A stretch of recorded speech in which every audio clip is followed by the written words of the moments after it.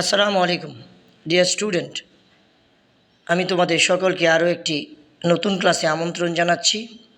তোমরা সকলেই আমার ইফ আইডিয়াস ফর ফিউচার চ্যানেলটি সাবস্ক্রাইব করবে, লাইক, কমেন্ট ও শেয়ারের মাধ্যমে সর্বদা আমার পাশে থাকবে। আমি এই আশাবাদ ব্যক্ত করছি। সকলকে প্রীতি ও শুভেচ্ছা জানিয়ে আজকের ক্লাস শুরু করছি। আজ আমি তোমাদের সাথে আলোচনা করব। প্রিয় শিক্ষার্থীবৃন্দ, আজ আমি তোমাদের সাথে ষষ্ঠ শ্রেণীর গণিত বই থেকে কয়েকটি অ্যাসাইনমেন্ট সম্পন্ন করে দিব।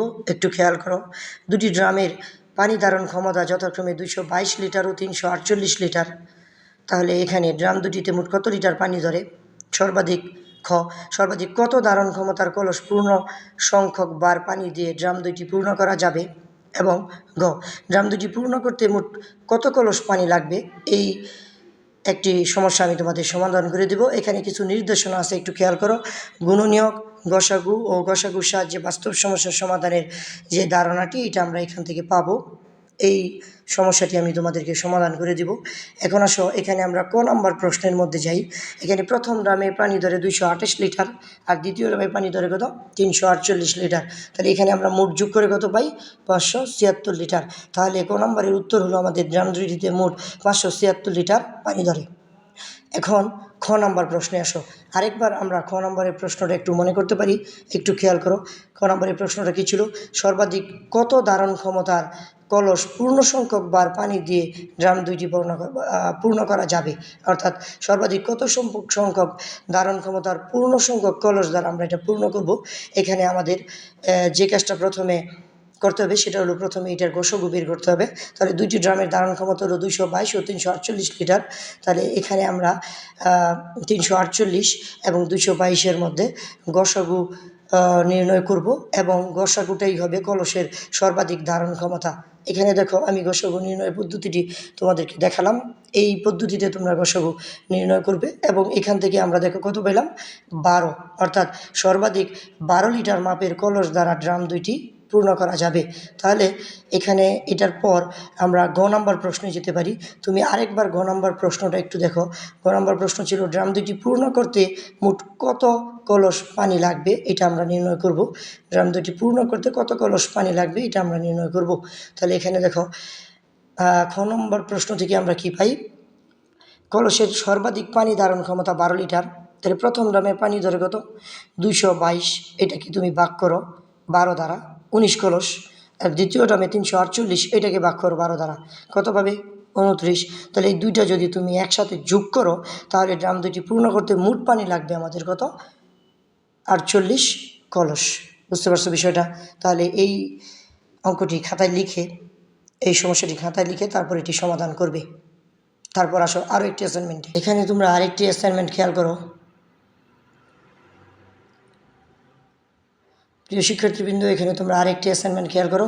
তোমার পরিবারে সপ্তাহে কত কেজি চাল লাগে তা হিসাব করো। প্রয়োজনে অভিভাবকের সহযোগিতা নাও।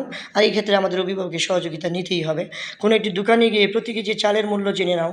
প্রতিদিন, মাসে বা বছরে তোমার পরিবারের চালের খরচ সম্পর্কে তুমি একটি প্রতিবেদন তৈরি করো। এখানে আমাদের প্রয়োজনীয় উপকরণ কী লাগবে? পেন্সিল, কলম, রাবার। আমার পরিবারের গত মাসের প্রয়োজনীয় চালের পরিমাপের তথ্য এবং চালের বর্তমান বাজার মূল্য বিবরণ। আমাদের পরিবারের মোট সদস্য সংখ্যা 5 জন। আমার পরিবারে অভিভাবকদের সহযোগিতায় আমি জানতে পারলাম যে গত সপ্তাহে আমাদের পরিবারে চাল লেগেছে 14 কেজি। আমাদের এলাকার দোকানদারের নিকট থেকে আমি তথ্য জানতে পারলাম প্রতি কেজি চালের মূল্য 58 টাকা প্রতি কেজি, কিন্তু চালের বাজার মূল্য পরিবর্তনশীল। তাহলে এখানে আমরা হিসাবটা কীভাবে করব? 1 সপ্তাহ সমান 7 দিন, 1 মাস সমান 30 দিন, আর 1 বছর সমান 365 দিন। এখানে আমরা 365 দিন হিসাব করে সমাধান করব। তারপর দেখো, 7 দিনে 14 কেজি, 7 দিনে চাল লাগে 14 কেজি। তাহলে 1 দিনে কত কেজি লাগবে? 2 কেজি। এরপর দেখো 30 দিনে কত কেজি লাগবে? এটাকে যদি 30 দ্বারা গুণ দাও তাহলে পাবে তুমি 60 কেজি। তাহলে 365 দিনে কত লাগবে? এটাও বাড়বে, সেক্ষেত্রে এটাকে 2 দিয়ে গুণ দাও, 730 কেজি। তাহলে 1 কেজি চালের মূল্য যদি হয় 58 টাকা, তাহলে 2 কেজি চালের মূল্য হবে 116 টাকা। তাহলে প্রতিদিন আমাদের চালের জন্য খরচ হয় কত? 116 টাকা। এখন তুমি কি করবে? এখন 1 কেজি চালের মূল্য হলো 58 টাকা। তাহলে তুমি এখানে আমরা সর্বমোট কত কেজি চাল লাগে, উপরে দেখতে পাচ্ছ 60 কেজি চাল লাগে। এটা থেকে তুমি 60 কেজি দিয়ে 58কে গুণ করো, যেহেতু প্রতি কেজির দাম 58 টাকা, তাহলে 60 কেজির দাম বের হবে তোমার 3480 টাকা। তাহলে প্রতি মাসে আমাদের খরচ হয় 3480 টাকা।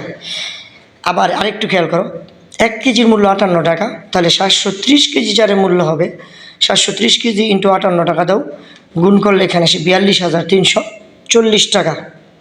তাহলে 1 বছরে আমাদের চালের বাবদ খরচ হয় 42,340 টাকা।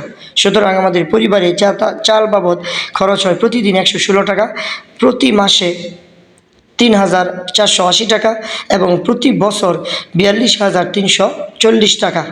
কিন্তু দোকানদারের তথ্য মতে চালের দাম যেহেতু পরিবর্তনশীল, তাই চালের দাম বাড়লে চাল বাবদ খরচ বাড়বে, আবার চালের দাম কমলে চাল বাবদ খরচ কমবে।